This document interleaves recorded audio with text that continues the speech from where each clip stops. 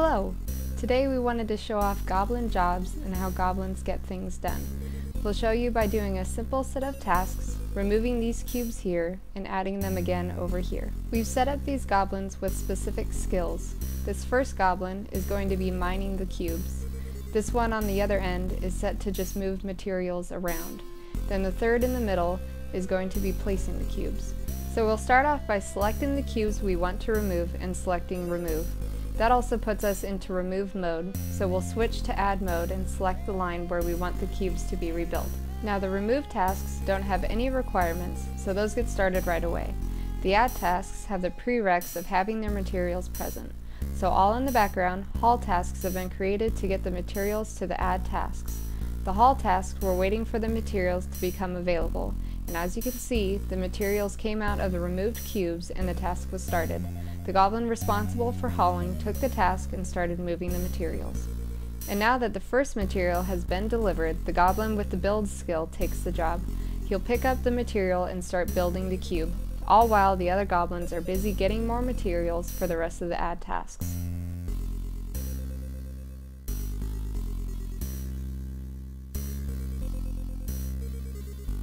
As I'm sure you've noticed, the game is lacking goblin animations and it has a very ugly user interface. Sorry about that, it is really ugly. The game is still pre-alpha and pretty rough, but it'll get better. Okay, looks like our miner is done with his tasks, so he's just going to hang out. While the last two are working, we can tell you and show you some other updates. We recently reworked some things with cube data. Now every cube can be one of 8 different heights, among other changes. We can show you the different heights by manually changing the size of one of these cubes here.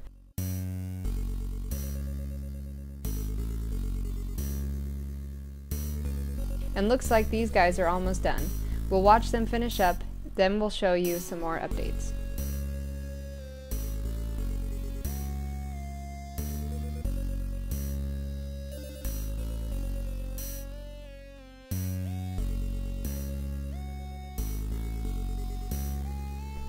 There we go, completed wall. The goblins are now a little safer from creatures that can't climb.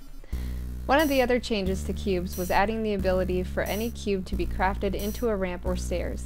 Additionally, all cubes are defined by user modifiable text files. The modifications range from changing the name and description to changing the textures that are displayed for each cube.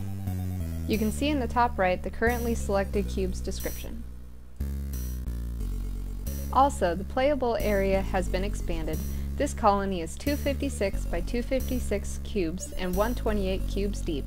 As you can see, the terrain is pretty basic and it's currently all one material. We have more complex terrain generation code in the works, but it's not ready for display yet. The performance is good with about 400 to 500 frames per second, and it's a bit better when we're not recording video at the same time. We hope you've enjoyed the video. You can follow the development of Age of Goblins at byte56.com and follow us on Twitter at byte56 for all the latest news. Thanks for watching!